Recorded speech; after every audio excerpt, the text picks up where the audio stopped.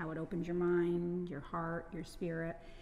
And so that's my intention. But if you want to buzz right through the book and then read it again slowly, you can. You can. Absolutely. Well, the other part that I'm sure you get people look at you and say, Paula, you're all about health, and you wrote about coffee and donuts. Yes. So you must get some questions about that. So tell us about these donuts that are on this page.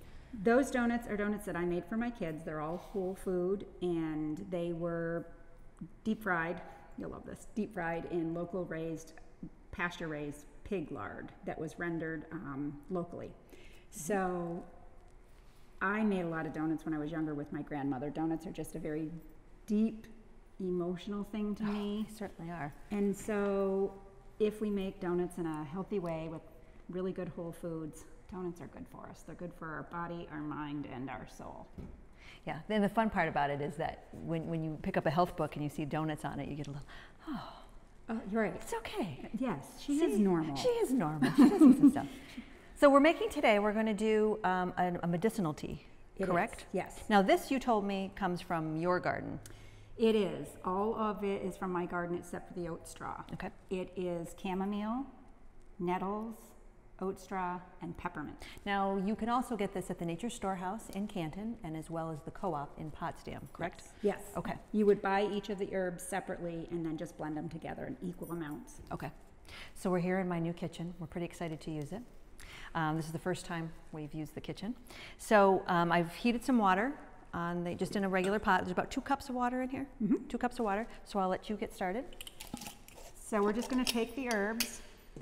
And these herbs are for nourishing the body as well as calming the body, because when we nourish and calm the body, we are more open to the new possibilities around us and to the potential for change. And that's what both of my books are about. They're about changing your health and then opening your mind, your heart, and your spirit to the change. Now this is about probably 3 tablespoons? Yeah, about 3 tablespoons. And everybody likes it a little different flavor to it. Right, so the more you put in, the more flavor you're going to have, and the more of the medicinal properties of the tea you're going to have. Okay. And how long should it steep for? It should steep for at least 20 minutes. If you want to make a real medicinal infusion, what I do is I take the pot and I set it in the oven and I let it set overnight, and then I strain it in the morning. Oh wow, okay. But if you wait 20 minutes or so, you can use the tea at that point in time. And can you drink it cold?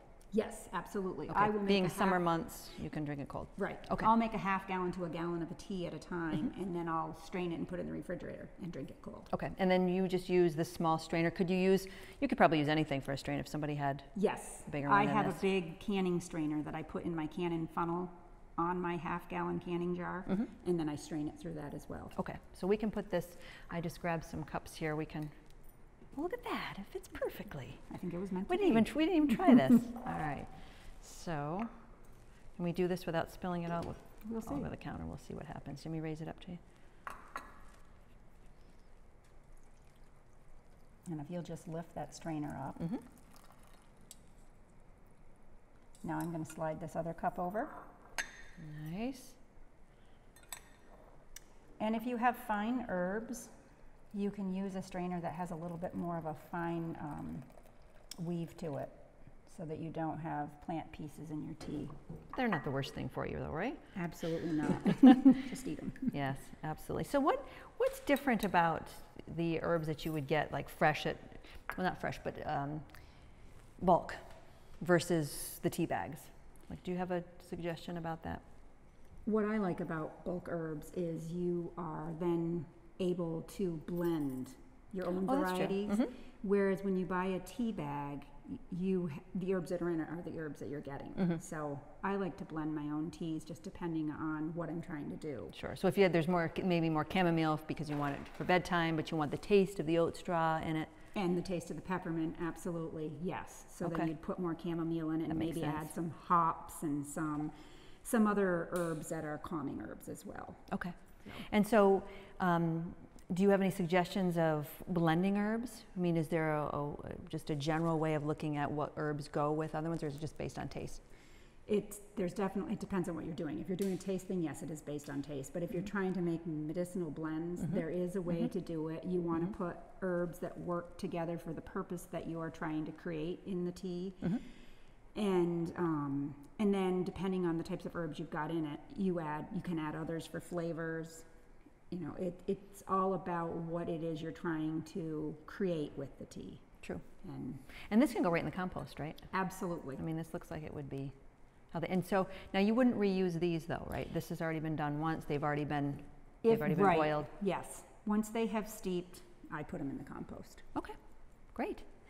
Well, this is a fun read. It's a fun read, both end to end and also taking it in small chunks. So, and where is this available? It is available locally through me, through Nature Storehouse, through Shelby at 5 Elements Living, and that's pretty much it locally. Okay. Amazon.com. Perfect. Well, I'm ready for some tea. This new stuff we're enjoying, but I'm excited to share it with people and have women get-togethers and have tea fun. And yes, Relax. and so we've been have fun. experimenting with some, not just some teas, but we've been experimenting with some coffees as well.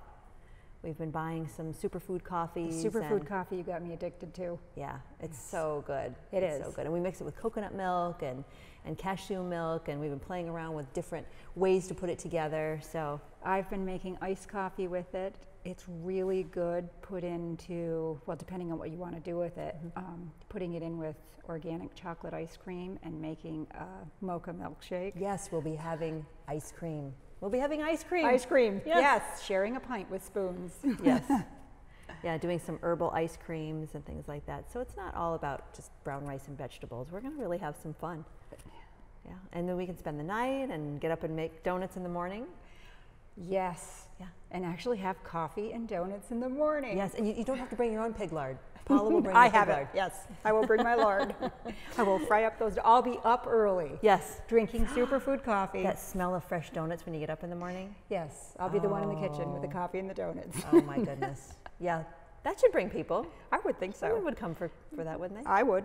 So, so 5elementsliving.com. Sign up for the newsletter and be ready for coffee and donuts. Thanks for being here.